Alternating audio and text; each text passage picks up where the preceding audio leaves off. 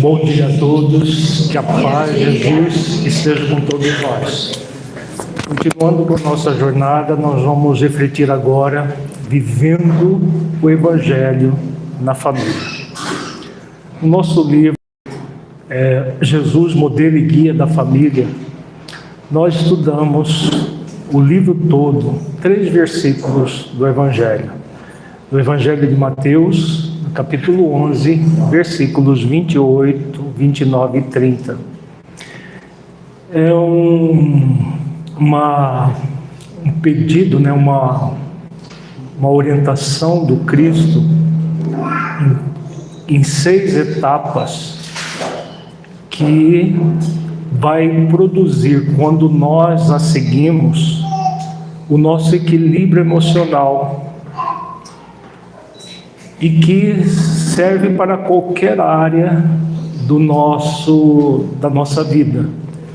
Mas no ambiente familiar é imprescindível para que tenhamos uma família minimamente saudável, essas 6 etapas que Jesus oferece nesses 3 versículos. São princípios de vida. Nesses 3 versículos, Jesus ele usa 3 verbos no imperativo. Quando nós estudamos o Evangelho, buscando os símbolos do Evangelho dentro de uma visão psicológica consciencial, todas as vezes que nós encontrarmos um verbo no imperativo, vinde, tomai, aprendei, que são os 3 verbos que ele usa nesses 3 versículos, nós estamos diante de um convite muito especial. Não é um convite qualquer, é um convite consciencial, nos convocando a uma ação que vai produzir em nós um movimento de dentro para fora, para libertarmos de situações que nos geram dor e sofrimento. Então, esses 3 versículos especificamente, nós estudamos de forma bem prática no livro Jesus, Modelo e Guia da Família, pegando essas 6 etapas, trazendo casos reais, com nomes fictícios, de famílias disfuncionais que, aplicando esses 6 princípios que Jesus oferece, se tornam famílias funcionais, equilibradas, harmonizadas. Como nós falamos na nossa reflexão de ontem à tarde, todo o processo para desenvolver virtudes é bastante trabalhoso, mas é algo que vale a pena ser feito.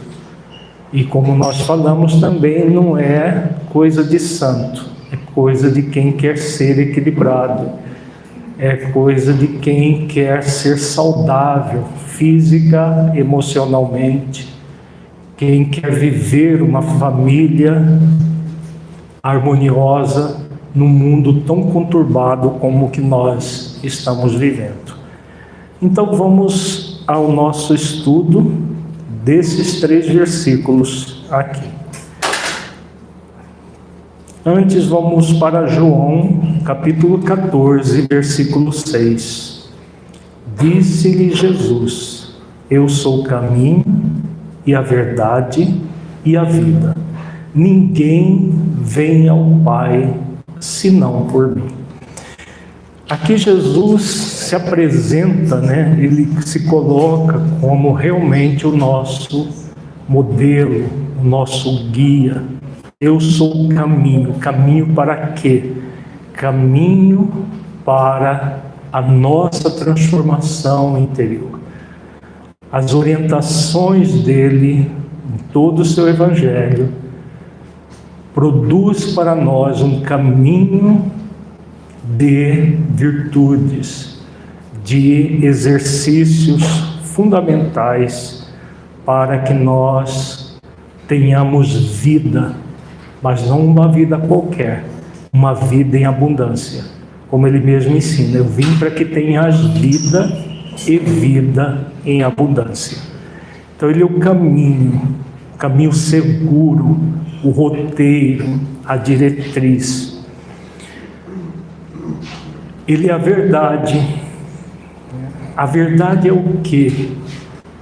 Quando, na questão 115 do Livro dos Espíritos, os benfeitores respondem a Allan Kardec que Deus não criou os espíritos bons e maus, criou os simples e ignorantes, e a cada um deu uma missão de conhecer a verdade para aproximá-los de si. A verdade são as leis que nós trazemos na nossa consciência. Por que Jesus diz que Ele é a verdade? Houve nas religiões dogmáticas uma inversão de valores, colocando Jesus como Deus. Deus que se transformou em filho e veio, ficou um tempo e voltou a ser Deus novamente. Jesus coloca claramente que ele era um e o Pai era outro. Tem um versículo no Evangelho muito mal interpretado, quando ele diz, eu e o Pai somos um. Ele estava falando de unidade de pensamento. Logo em seguida, no mesmo capítulo de João, ele diz, eu vou para meu Pai é maior do que eu. Se ele tivesse dito anteriormente que ele era Deus, como que ele pode ser Deus e ser menor do que o Pai? Então não faz sentido. Os dois versículos, se interpretarmos o primeiro ao pé da letra. Ele não é Deus, ele é, como todos nós, filhos de Deus. A diferença dele para nós é que ele é muito mais velho que nós, espiritualmente falando. Então é o irmão e humanidade que Deus nos ofereceu a ele para que ele nos leve até a perfeição. Então quando ele diz eu sou a verdade, porque ele veio para ensinar para nós as leis divinas. As leis que nós já tínhamos recebido de forma bem resumida no Decálogo de Moisés, mas muito resumida e que até a época de Jesus nunca foi cumprida. Ela ficava apenas na Torá, o livro sagrado dos Hebreus, mas não era cumprida. Principalmente se tratando das mulheres. Tem a passagem chamada da mulher adúltera. Os doutores da lei, que já tinham estudado muitas vezes não matarás, estavam cada um com uma pedra na mão para jogar na mulher, matá-la, a pedradas, pela lei que veio depois, uma lei puramente humana, contrariando a lei divina do não matarás, o primeiro dos 10, chamados 10 mandamentos, Então, até a época do Cristo, as leis ficavam apenas, as leis de Deus apenas na teoria. Ele veio para exemplificar as leis, para viver as leis e mostrar que era possível. E colocou principalmente nas parábolas do seu Evangelho, simbolicamente, todo um código simbólico para nós entendermos o funcionamento das leis e praticá-las nas nossas vidas. Nós temos 3 livros para a interpretação das parábolas do Evangelho, por enquanto, vai ter mais. Parábolas terapêuticas 1, 2 e 3. Nas parábolas nós temos orientações que não ficaram perdidas, porque ao longo do tempo, muito do Evangelho, segundo Joana de Ângeles, no livro Jesus e o Evangelho, à luz da psicologia profunda, no prefácio ela diz que muitas partes do Evangelho foram adulteradas pela Igreja Romana, principalmente. E para adequar o Evangelho à prática de desmando da própria Igreja. Uma das passagens que é nítida ser uma adulteração é a passagem de Jesus surrando com chicote os chamados vendilhões do templo. Quem imagina Jesus, o amor redivivo, com chicote na mão, dando chicotadas em funcionários dos próprios sacerdotes? Porque quem ganhava dinheiro não eram os pobres coitados que ficavam vendendo os animais para sacrifício, eram os sacerdotes. Eles eram apenas empregados que ficavam ali oferecendo pombo, carneiro, boi, de acordo com o pecado do freguês, tinha o animal mais caro ou mais barato.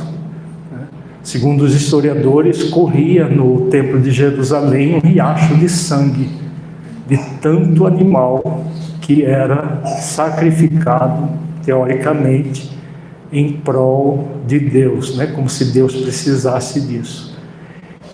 E essa passagem está lá. E por que o Evangelho foi adulterado ao longo do tempo? Para justificar desmandos. Mas tem gente que até hoje, já vi até espírita dizendo, olha, se até Jesus deu uma surra nos vendilhões do templo, por que eu não posso ficar com raiva e dar um sopapo nas pessoas? É para justificar a Inquisição, todos os desmandos, cruzadas, os desmandos que a própria igreja fez. Isso é uma das adulterações, tem muitas outras. Joana de Ângeles não elenca as adulterações, mas ela fala isso. As parábolas ficaram preservadas. Por quê? Porque as pessoas não entendiam nada daquilo que Jesus falava nas parábolas. Até hoje muita gente não entende. Quando nós começamos a fazer interpretações dentro de uma visão psicológica, consciencial, a primeira interpretação veio da parábola dos dois filhos. Numa caminhada, eu estava fazendo uma caminhada, que eu costumo fazer de manhã, e aí veio a parábola dos dois filhos inteiramente na minha mente, de uma forma que eu nunca tinha visto. Devia ter um susto, essa parábola tem essa significação. O filho pródigo, o filho mais velho, isso foi em 1995. Ela só foi publicada pela primeira vez em 2002 no livro Psicoterapia, à Luz do Evangelho de Jesus. E de lá para cá, as interpretações foram, no primeiro momento, vinha pela intuição. Depois, o nosso mentor Honório nos ofereceu algumas que nós não conseguimos decifrar pela complexidade delas, mas depois que ele ensina os símbolos, fica muito fácil de entender. Então, Jesus preservou a verdade para o futuro, sabendo que no futuro nós conseguiríamos interpretar as parábolas à luz das leis divinas e da prática das virtudes, porque o que a psicologia consciencial faz é interpretar as parábolas, trazendo as leis e as virtudes que nós somos convidados a praticar no dia a dia para cumprir as leis. Então, ele, sabendo que no futuro nós iríamos chegar na verdade, ele nos trouxe muitos conhecimentos de forma alegórica, de forma simbólica, porque aí não teria como ser adulterado. Você não tem como adulterar algo que você não entende. Porque se eles entendessem a parábola do chamado filho pródigo, que na verdade é a parábola dos 2 filhos, eles mudariam totalmente, porque ela é um código moral de realizações muito importantes na nossa vida. Adulterar o nome, né?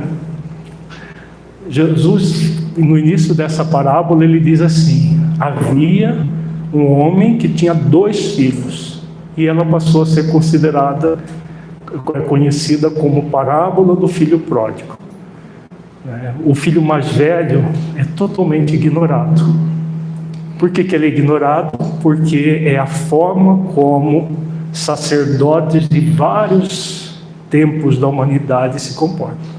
É a forma como os fariseus se comportavam, é a forma como os sacerdotes cristãos, entre aspas, se comportavam. Infelizmente, é a forma que muitos dirigentes espíritas se comportam até hoje nas nossas casas espíritas, mascarando as suas limitações e não transformando as suas limitações. Então, Jesus é a verdade, ele trouxe a verdade.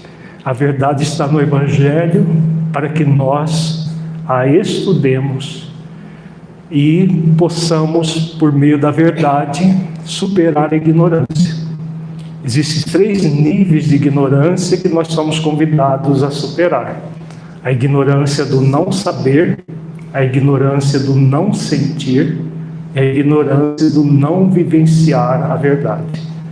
Então, são 3 níveis de ignorância que vão ser superados conhecendo a verdade, intelecto, sentindo a verdade no coração, sentimento, e vivenciando no nosso dia a dia a verdade.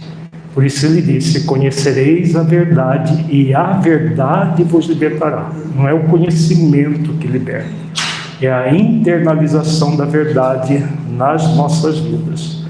Quando nós internalizamos a verdade, nós a vivenciamos e a nossa vida se transforma. Isso que é ir até o Pai. Agora vamos ver os 3 versículos que trazem esses 6 princípios fundamentais para uma vida harmonizada e em equilíbrio. Está em Mateus, capítulo 11, versículos 28 a 30. Vinde a mim, todos os que estáis cansados e sobrecarregados, e eu vos aliviarei. Tomai sobre vós o meu jugo, e aprendei comigo, que sou manso e humilde de coração. Encontrareis descanso para a vossa alma. Porque o meu jugo é suave e o meu fardo é leve. Então, nesses 6 versículos, como nós falamos, nós temos 3 verbos no imperativo: vinde, tomai e aprendei. Então, 3 convites que nos convoca a fazer uma escolha consciencial. Então, vamos refletir cada um desses convites. Depois nós vamos colocar de forma resumida os 6 princípios. Vejamos que Jesus nos convida aqui. Ele não convida todas as pessoas. Ele diz: vinde a mim, todos os que estáis cansados e sobrecarregados, e eu vos aliviarei. Por que ele não convida todo mundo? Nós fazemos estudos reflexivos do Evangelho, sempre fazendo perguntas. Não é para pressionar ninguém, é para que nós aprendamos a refletir. porque o Evangelho ele traz uma série de lições nas entrelinhas, que se você não fizer perguntas conscienciais, você não adentra a essência daquilo que Jesus está ensinando. Ele não veio para todos, ele não veio, teoricamente, para salvar todo mundo. Por que que ele convida só os que estão cansados e sobrecarregados? Aqui, muito claramente. Vejamos. Hoje de manhã eu saí para caminhar ali na Praça da Bíblia. Faço isso todo dia de manhã, em qualquer lugar que eu vou. O tênis está na primeira coisa que entra na mala, é o tênis. Gosto. E essa praça ali é especial, né? Tem arara, papagaio, periquito. É um oásis no centro de Sinop. Muito gostoso de caminhar lá. E passando, né? Porque é curta a pista, então você vai passando no meio. Vi um carro, na hora que já estava voltando para o hotel, um carro estacionou e saíram 4 jovens, todos fantasiados de cowboys e de cowgirls americanos. Quando eu cheguei sexta-feira, o Vilmar falou: olha, está tendo a Expo, como que é? Expo Norte. Aí eu falei: esse povo acabaram de sair da Expo Norte. Estavam as moças de vestido de couro, sainha de couro, o rapaz de chapéuzão, tudo cowboy americano, não tem nada a ver com o Brasil, mas estavam lá.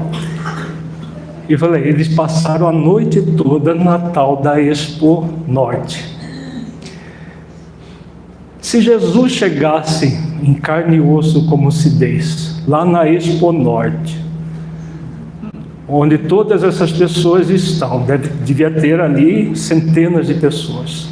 Vinde a mim, vocês querem viver uma vida espiritualizada, com prática de virtudes. Será que alguém aceitaria o convite? Não, ninguém aceitaria o convite. Por quê? Enquanto a pessoa está na ilusão de que a vida é esse caminho, não adianta o convite. A dor ainda não chegou. Veja que Jesus fala: todos vós, os que estáis cansados e sobrecarregados. Cansado de quê? Sobrecarga de quê? De dor, de sofrimento. Enquanto a pessoa está numa situação de, entre aspas, de alegria, de prazer, alegria não é euforia. Porque para ficar a noite toda num parque de exposição poeirento, só à custa de álcool e droga, né? A noite toda num lugar assim, a pessoa precisa ficar alienada da realidade da vida para estar num ambiente assim. E eram jovens de mais ou menos, calculo aí, entre 18 e 20 e poucos anos. Mas não deve ter sido os únicos que passaram a noite nesse lugar, né? Grande parte das pessoas ficam ali. Enquanto estão nessa euforia do prazer, não adianta nem o convite do próprio Cristo em pessoa faria essas pessoas ir ao encontro dele. Mas cedo ou tarde a euforia passa, o vazio existencial chega. Na parábola dos 2 filhos, isso Jesus coloca de forma magistral, quando o filho pródigo vai para a terra longínqua, que representa o afastamento das próprias leis, para para viver de forma absoluta, vivenciando uma vida só de prazeres materiais, chega um momento que naquela terra tem uma grande fome, simbolizando a ausência de sentido existencial que todo esse processo ilusório gera. Então, cedo ou tarde, a pessoa vai entrar numa fome. Jesus coloca na parábola que ele começou a padecer necessidades. E aí chegou num momento que ele nem a comida dos porcos ele tinha para se alimentar, simbolizando vários níveis de ausência de sentido, vazio existencial, abandono existencial, isolamento existencial. Ele vai entrando em muito sofrimento, muita dor. Então, essa dor, cedo ou tarde, ela vem e ela fica agudíssima. Chega um momento que a pessoa cansa de sofrer. A grande maioria da humanidade ainda está nesse rol. Passa primeiro pela terra longínqua, que simboliza as coisas do mundo, viver para as coisas do mundo, para os prazeres do mundo, e não dentro da casa do Pai, que simboliza as questões conscienciais da vida. O grande problema é que quando estamos nas questões do mundo, o sofrimento vem. Aí, quando nós cansamos de sofrer, nós estamos prontos para ir ao encontro do Cristo. Então veja que ele diz: vinde a mim, todos os que estáis cansados e sobrecarregados. Os que estão na Expo Norte, ele nos chama. Os que estão nos bares mais badalados de Sinop, não adianta ele chegar lá e chamar, porque não vão ouvi-lo. Mas a hora que chega o cansaço, o alívio vem. Então, o primeiro princípio, o que ele está ensinando aqui?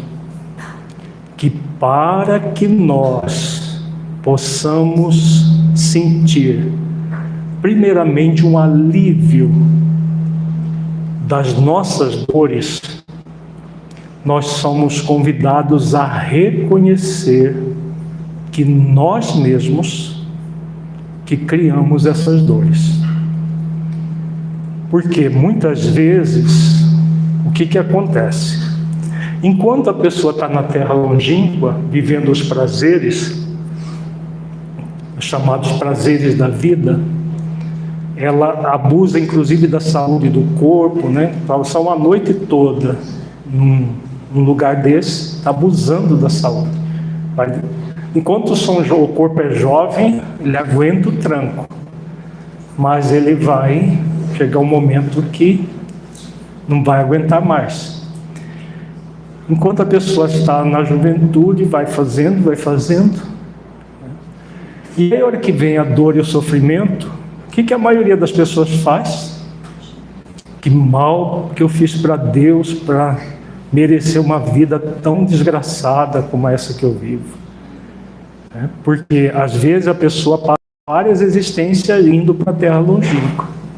Depois ela entra numa existência, várias existências, sofrendo as consequências. Na parábola tudo é linear, mas não é assim que acontece, porque é simbólico, né? Então, na hora que vem a dor e o sofrimento, num primeiro momento, o que é comum é a revolta. Quando nós colocamos a revolta sobre a dor, o que nós criamos? Sofrimento. Mais sofrimento.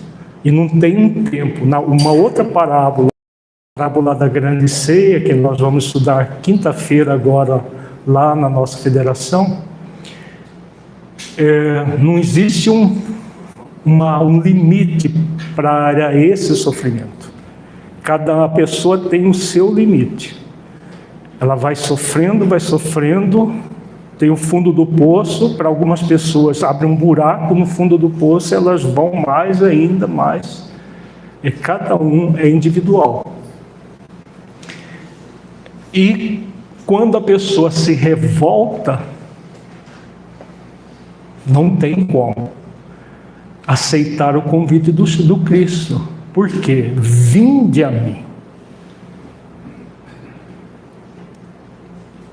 Dogmaticamente, esse vinde a mim foi entendido que basta você se dizer cristão, frequentar uma igreja X, pagar dízimo, ou frequentar o centro espírita e fazer assistencialismo na periferia da cidade, na favela, e pronto, você já está sendo salvo. No movimento espírita, nós trocamos o dízimo pelo assistencialismo. Será que é isso que Jesus está falando? Não. Quando ele convida, vinde a mim, é vir ao encontro do amor que ele representa. Não é para mitificar o Cristo e mistificar os seus ensinamentos. O dogmatismo mistificou os ensinos do Cristo. E esse versículo ficou entendido como basta você se dizer cristão, pronto, toda a sua vida será resolvida, como algumas seitas evangélicas propõem. Seus problemas terminaram. Lembra da organização Tabajara? Jesus virou o Tabajara de seus problemas terminaram. Frequenta aqui, paga o dízimo todo mês, e se der mais, você vai ter mais, e essa lavagem cerebral é feita em nome do Cristo, desse vinde a mim. Então, vinde a mim é vir ao encontro do amor. Mas eu só vou ao encontro do amor que Jesus representa se eu estiver me movimentando no amor. Quando eu coloco o amor sobre a dor, ou o amor sobre o sofrimento diminui. A dor se dilui, pode se diluir completamente. O sofrimento há um alívio. Então esse alívio vem do exercício de mansidão, que vai libertar a pessoa da revolta. Enquanto ela estiver usufruindo dos prazeres da terra longínqua, ela está plantando os espinhos. Chega um momento que ela vai começar a colher os espinhos. Colher os espinhos machuca muito. Aí ela fica revoltada porque está cheia de espinho a vida dela, mas foi ela que plantou. Ela pode até não lembrar, pela lei do esquecimento, que ela plantou isso em encarnações anteriores. Mas foi ela. Se ela se revolta, não tem espaço para o vinde a mim com revolta. Primeiro reconhecer, eu é que criei esse sofrimento em algum momento da minha existência enquanto espírito imortal. Se eu criei, eu posso descriar. E aí, depois de reconhecer, a pessoa vai ao encontro do Cristo. Para quê? Segundo o dogmatismo, simplesmente agora ele é meu salvador, eu estou salvo, não preciso fazer mais nada. Na visão espírita, não. Questão 625 do Livro dos Espíritos. Qual o espírito mais perfeito que Deus colocou na face da terra para servir de guia e modelo para a humanidade? A resposta: Jesus. Então ele é o arquétipo do ser consciencial, o nosso modelo e guia. Então ir ao encontro dele é para modelar Jesus. Na psicologia nós temos uma técnica chamada modelagem. Modelar alguém é você se inspirar na conduta desse alguém no caso de Jesus, a conduta virtuosa dele, e fazer exercícios, não para imitar, porque muita gente fala de imitar Jesus. Imitar vira uma coisa burlesca, é modelar. Eu me inspiro na conduta e faço esforços para desenvolver as virtudes cristãs em mim. Esse é o convite do vinde a mim. Venha você que já despertou para o amor, para construir um caminho de amor no seu coração. Se nós pudéssemos interpretar esse convite consciencial de ir ao encontro do amor, para que nós possamos cada vez mais mobilizar o amor dentro de nós. Aí, o que vai acontecer com o alívio? Ele se amplia, porque nós estamos unindo mansidão com amor. A mansidão com o amor faz com que o sofrimento, a dor, diminua intensamente. Agora, é para ficar só no alívio? Tem muita gente que fica só no alívio. Eu vou no centro, tomo passe, os benfeitores aliviam o meu problema. Aí fica um mês sem aparecer, aí vai no centro de novo, quando começam as dores, e vai no centro e toma passe, e pede ajuda, coloca o nome lá na reunião mediúnica para mim e tal. E a pessoa continua sem mudanças profundas. Alguém aqui já leu no livro A Caminho da Luz o caso de 10ª vez? Toda pessoa que é chamada de Papa Passe, né? Papa Passe é aquele que vai no centro espírita só para tomar passe. Uma vez eu estava lá no centro espírita em Cuiabá, eu sentei no último banco, porque a gente sempre colaborava no passe, então já saía para... E aí entrou duas moças, e aí uma disse para a outra: nossa, mas aqui é muito chato, não tem cantoria, não tem nada, é só sermão. Aí outra virou para... eu vim aqui só para tomar passe, então fica quieta aí, que daqui a pouco termina. Ela estava aguentando a palestra, e a palestra na cabeça da outra era só um sermão. Na missa, né, o sermão é curtinho, o resto é cantoria, levanta e senta e tal. Ela estava achando muito chato o centro. Eu achei muito engraçado isso. É a pessoa que... Tem muita gente que vai no centro só para tomar passe, para aliviar as suas dores. Nesse caso de 10ª vez, é muito, muito interessante, está no livro Caminho da Luz, Caminho da Luz não, Missionários da Luz, Caminho da Luz de Emmanuel. Missionários da Luz de André Luiz, o capítulo sobre os passes. O benfeitor espiritual responsável pela sala de passe estava conversando com André Luiz e Alexandre. Aí vem um servidor da equipe e diz: estamos diante de um caso de 10ª vez. André Luiz nunca tinha ouvido falar de caso de 10ª vez. E pergunta para Alexandre, né, o que é isso? O que é caso de 10ª vez? E aí o benfeitor explicou. Esse senhor, ele já está vindo aqui e ele tem um hábito de se encolerizar com muita facilidade. Como ele se encoleriza com muita facilidade, cada crise de cólera, ele lança energia mental fulminante que fica impregnado no fígado dele. E o benfeitor diz: nós já retiramos energias tóxicas do fígado dele durante 10 vezes consecutivas. Se não fosse essa providência, ele teria adoecido muito seriamente.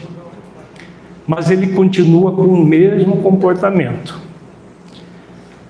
E aí, o benfeitor, o servidor que foi dar notícia, né? E agora, o que eu faço? Retiro todos os fluidos que ele criou para ele mesmo? O responsável disse: não, você não vai retirar os fluidos, vai tirar só uma parte e vai deixar que ele sofra as consequências das atitudes dele. Então, aí você fala: nossa, que falta de caridade. Não é falta de caridade, não. Falta de caridade é continuar retirando tudo e a pessoa não muda a característica. Porque ele vai lá, tira todos os fluidos, a energia mental tóxica que ele produziu. Se fizesse isso indefinidamente, os benfeitores estariam ajudando ou prejudicando? Estariam prejudicando, porque cria preguiça moral. Então, por caridade, eles extraíram 10 vezes consecutivas. Eu acho que já até muito, né? Porque, dependendo do cabeça dura, é preciso deixar eles... Mas eles pensam como espíritos superiores, né? A misericórdia deles é bem maior do que a nossa. E, então, essa visão, né, de que eu vou ficar indefinidamente aliviando as minhas dores, é falsa em si mesma. Nós não vamos ter ajuda de Jesus, de espíritos superiores, para ficar indefinidamente aliviando as nossas dores. Veja que Jesus coloca: o alívio é o início de um processo, mas não é o final. Veja que no próximo versículo ele fala em descanso para a alma. Qual é a diferença de alívio? Se eu estou com muita dor e eu recebo uma ajuda e essa dor diminui, eu tenho um alívio dessa dor.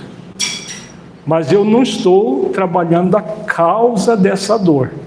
Por exemplo, as pessoas que têm muita dor de cabeça, cefaleia, né? Tem muita gente que vive com dor de cabeça e vive tomando remédio para aliviar a dor, mas não para curar a dor. Porque os analgésicos não curam dor de cabeça, eles aliviam a dor. Normalmente as dores de cabeça são causadas por desequilíbrios energéticos do 5º, 6º e 7º chakra. A grande maioria das dores, elas não são físicas, salvo se a pessoa tiver um tumor cerebral, alguma coisa comprimindo, que aí é uma coisa física. Elas são energéticas, e tem gente que toma quilos e quilos de analgésicos para aliviar a dor. A dor vai se tornando cada vez mais crônica. Chega um momento que ela vai precisar de cada vez remédios mais hipnóticos, mais potentes, agindo no cérebro para aliviar essa dor. Por quê? O convite é vir para o descanso. O descanso, você vai trabalhar as causas da dor para se libertar definitivamente delas. Vamos ver como que isso acontece? O terceiro princípio é o tomai sobre vós o meu jugo. Mais um verbo no imperativo, tomai. O que é tomar o jugo de Jesus? O jugo significa diretriz. Jugo era uma peça de madeira, também chamado de canga, uma peça de madeira grande com 2 forquilhas que se colocava no pescoço dos bois para que eles puxassem a carroça, aqueles chamados carros-boi, que eram os Ferraris da época de Jesus, né? Quem tinha, na parábola da grande ceia, ele fala de um senhor que ia experimentar 5 juntas de boi. Ele tinha uma frota de carro de boi que seria alguém que tivesse uma frota de Uber, de táxi, alguma coisa assim. Então, Jesus pega essa palavra muito comum no cotidiano e traz de forma simbólica. Então, qual é o jugo? Qual é a canga? Qual é a diretriz de vida que o Cristo veio nos ensinar? As próprias leis. Nós podemos resumir as leis de Deus com uma única lei. Que lei é essa? Alguém lembra? A lei maior Ixi. Já veio o aviso.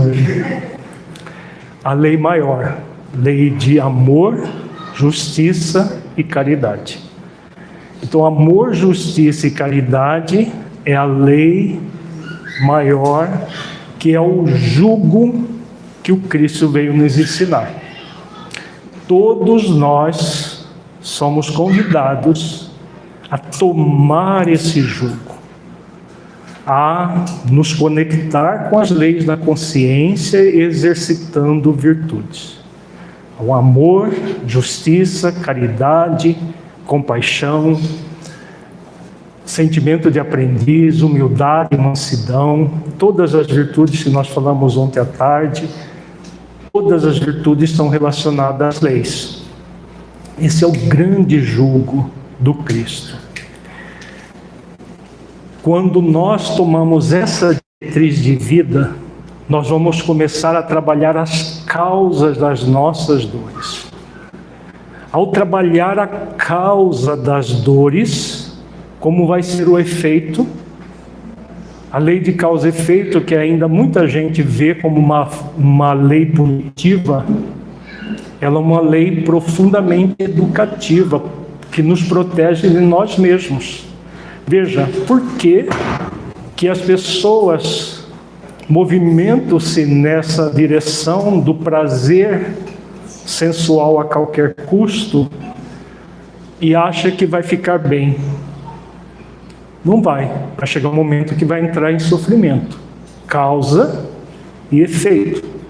Quando o efeito vem, é para que a pessoa aprenda a mudar as causas para mudar os efeitos.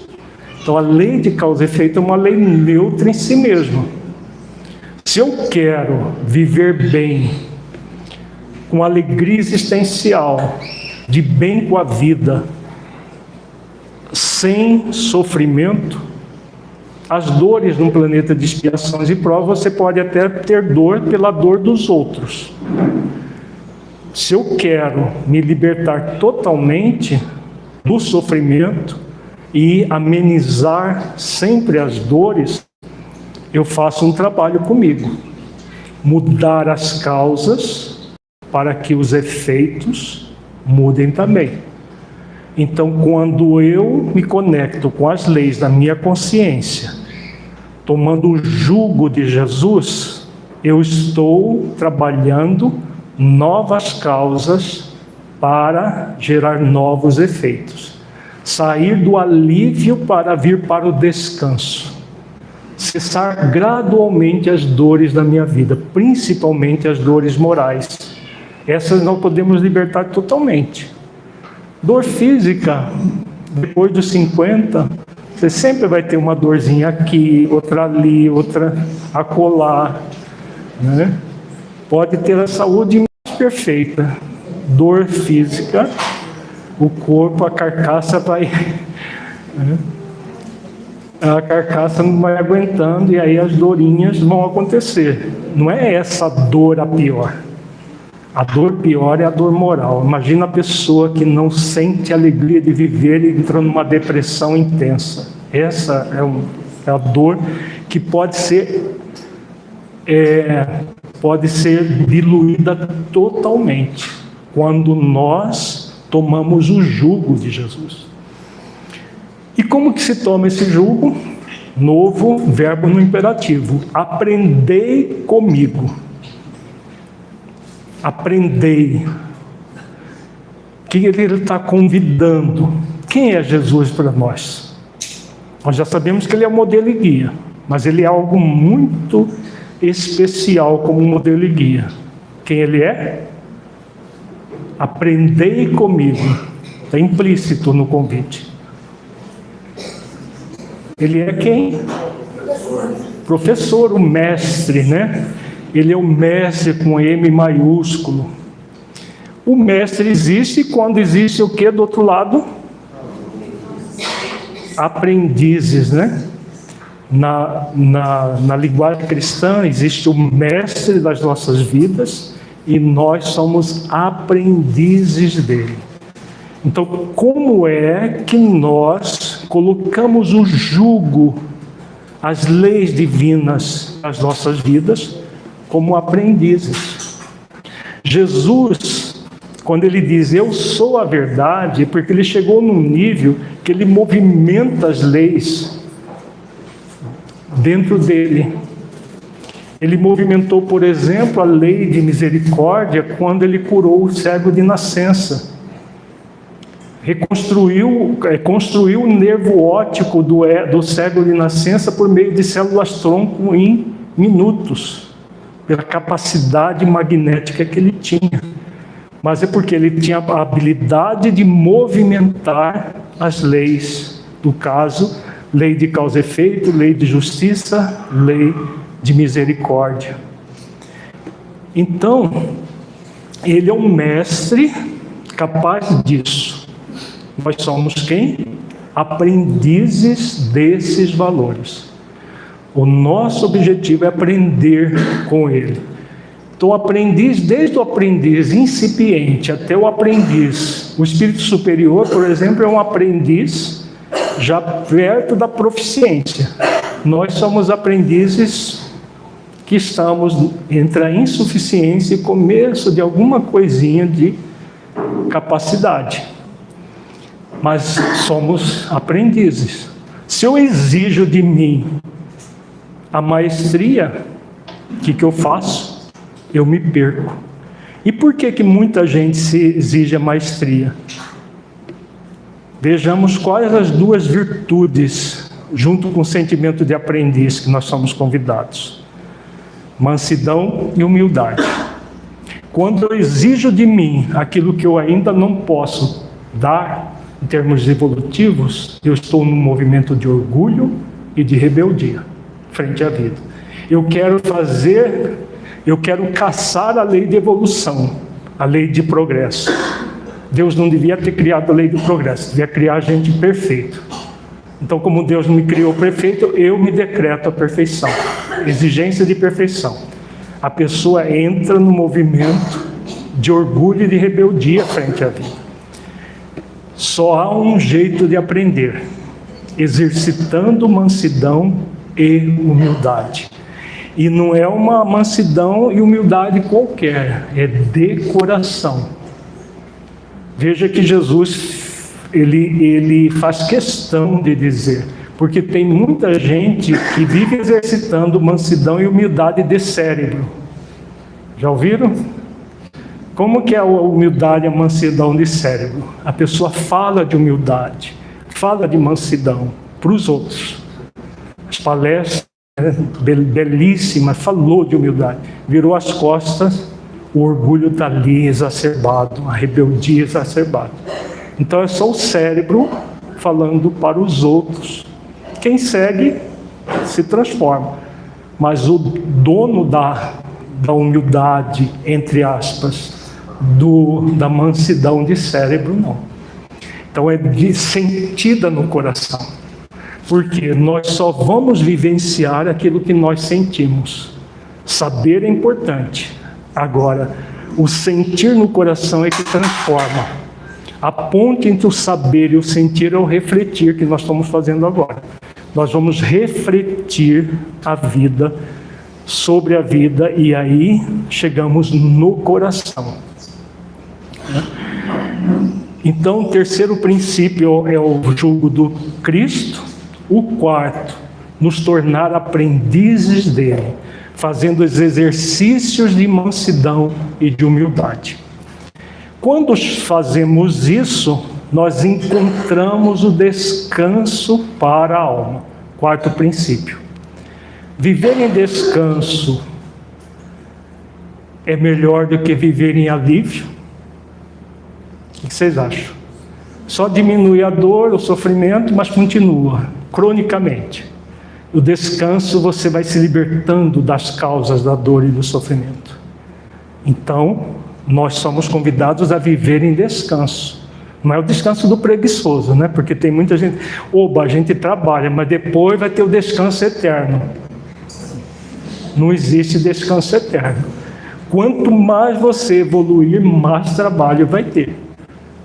Jesus trabalha 7 dias por semana, não tem 5 por 2, não, nem 3, 7 dias por semana, o tempo inteiro, 24 horas por dia. Só que o trabalho dele não é braçal, né? Claro. Mas ele trabalha irradiando o seu amor para todos nós. Então nós chegamos a esse quarto princípio, né? Aliás, no quinto, que é o descanso para a alma. E aí, o que acontece? Quando nós fazemos isso, chegamos no sexto princípio, que é o jugo suave e o fardo leve. Então, como funciona o jugo suave, o fardo leve? Vejamos que há sempre uma diretriz a ser seguida. Como essa diretriz são as leis questão 614 do Livro dos Espíritos. Quando Allan Kardec pergunta qual é o objetivo das leis, os benfeitores respondem: elas são as únicas que servem de parâmetro para a felicidade do homem. Ele só é infeliz quando delas se afasta. Então, quando nós tomamos o jugo de Jesus, que são as leis, e trazemos essas leis vivas dentro de nós, vai havendo cada vez mais suavidade na nossa vida. A vida não é para ser perversa, ela não deve ser pesada, ela deve ser suave. Não é muito melhor viver uma vida suave? O fardo deve ser leve. Muita gente diz assim: ai, minha vida, que desgraça, meu fardo é muito pesado. Vive naquilo que a gente chama de estado de reclamação. Por quê? Porque já foi muito preguiçoso e foi deixando os fardos. Tem gente carregando o fardo de várias existências. Aí o fardo vai ficando pesado. Está lá com 50 anos, nunca fez esforços reais. E aí, claro, vai acumulando problemas. Zerou? Mais um pouquinho. Só para terminar, senão não tem nada. Então, o fardo sempre existe um fardo a ser carregado. Mas esse fardo é leve, porque vai nos gerando cada vez mais suavidade, cada vez mais leveza.